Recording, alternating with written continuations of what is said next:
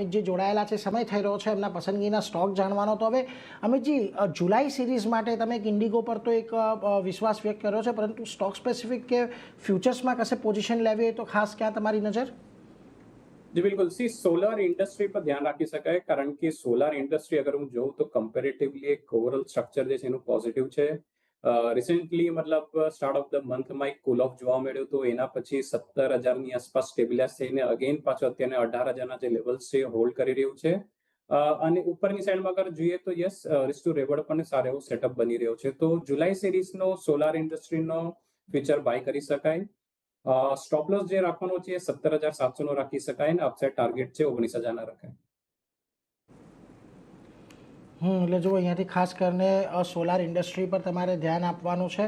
એક ખરીદારીની સલાહ અહીંયાથી બનતી દેખાઈ રહી છે, એટલે એના પર એક ફોકસ રાખજો. જુલાઈ મહિના માટે અહીંથી એક પસંદગી તમને આવતી જોવા મળી રહી છે. લેવલ્સ તમારી સ્ક્રીન પર અત્યારે આવશે, એટલે એના પર એક ફોકસ તમે ખાસ કરીને રાખજો. જુલાઈ સિરીઝ માટે અહીંયાથી પસંદગી સોલાર ઇન્ડસ્ટ્રીઝ છે.